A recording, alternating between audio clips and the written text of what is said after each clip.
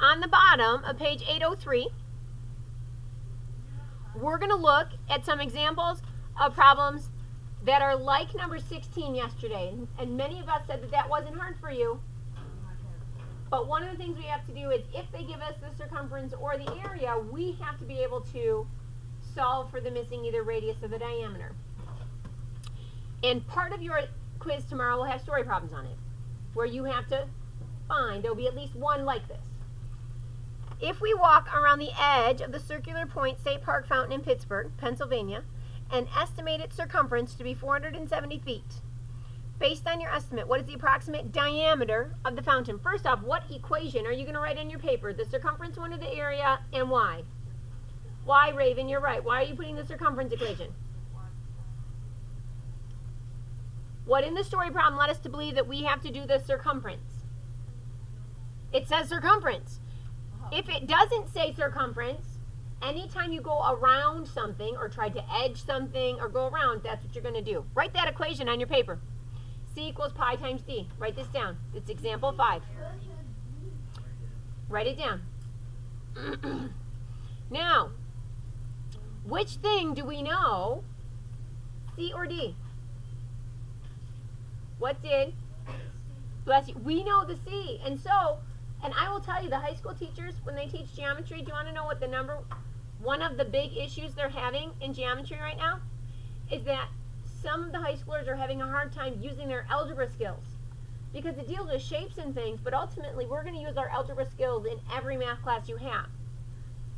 What I love about rules is you just do the same thing every time. We're going to plug in underneath 470 equals, and then instead of the pi, we're going to write this. We're going to do 470 equals 3.14.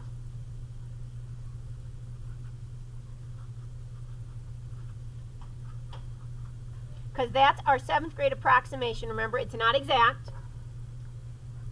3.14D. How am I going to get that D all by itself? Now it looks like a problem that we did 2 chapters ago. Sydney, what are you going to do? Why?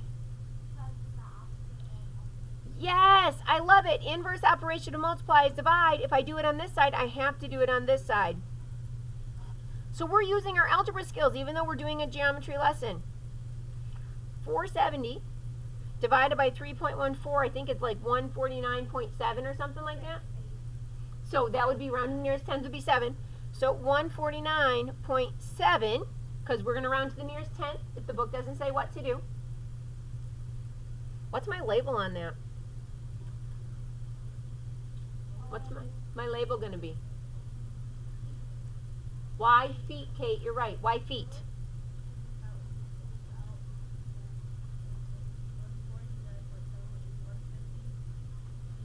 Good. Why isn't it feet squared? Nope. Why isn't it feet squared? Sid? It's not area. Diameter, radius, and circumference are all just lengths, which is only one dimension. So you just put whatever the label is. I can do that, Mrs. Smith. I can do that, Mrs. Smith. Prove it. We're going to do F. I want you to attempt F on your own. Go. Read the problem. What equation are you going to start with?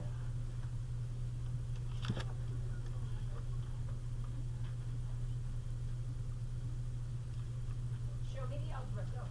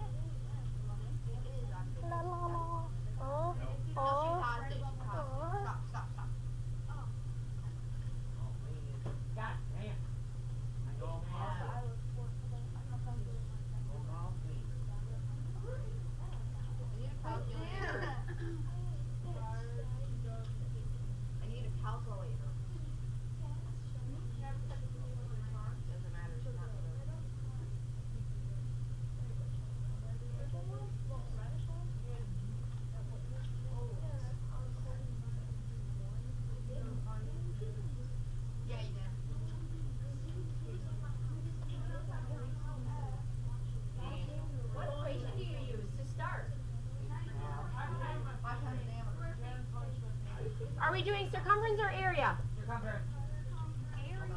Area. Circumference or area? Area. If I have a circular area rug that covers something, what equation am I using? It's area. Oh, let me start.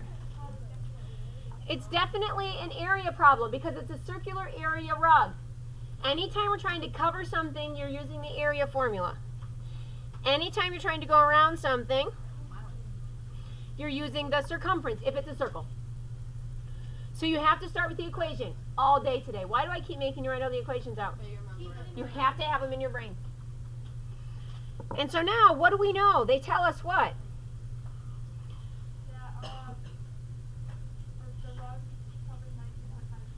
Well, if it covers 19.5 square feet, where does that go in my equation? Chloe? It's the area. So I'm going to put 19.5 right here. I'm going to substitute my 7th grade approximation of pi here, and I get r squared is what's left over. You're bugging me. How do I get r by itself, Connor? What am I going to do next? I want r all by itself. I have a number in front of it. What operation is that? Multiply. So to get rid of that, what do I have to do? What do I have to do, Connor? No, because multiply and multiply are the same operation. That's not what I want. Why do I have to divide? Good. You have to do the opposite operation. So if you've forgotten those algebra things from 6th grade and 7th grade, this will continue to be difficult for you. If I divide this side by 3.14, what do I have to do on the other side? Yes, the same thing. Draw a line. Radius squared. What number does your calculator spit at you? 6.21.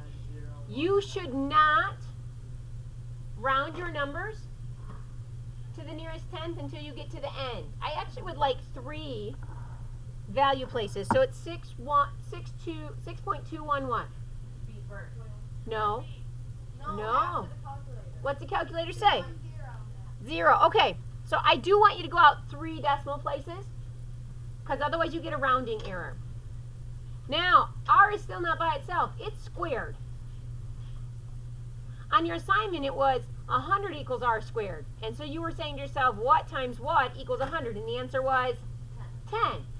In 6th grade, you guys use perfect squares all the time. If the answer was 64, what times what is 64?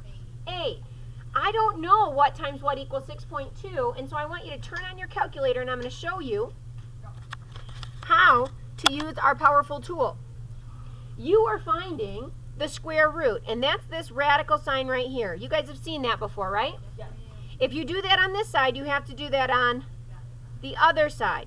Because the opposite of squaring a number, the inverse operation is taking the square root. We're going to spend a ton of time on that in 8th grade.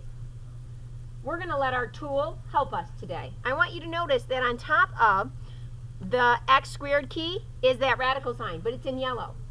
So what you have to do, whenever something's in yellow, is you press the 2nd key and the square root, and then the number was 6.210. You actually don't need the end parentheses. You can just press enter. We're going to round to the nearest tenth. What number am I going to write on my paper? 2.5. 5 and above, give it a shove. That's the hundredths place. And so underneath here, the square root of 6.2 is 2.5, and that's what the radius will be. What's my label on that? Is it feet? It sure is. Are we done? No. Why not? Tell me, Tyler Hughes, why are we not done yet? What'd the question ask? They want to know the... No. They want to know the diameter. How do I get the diameter?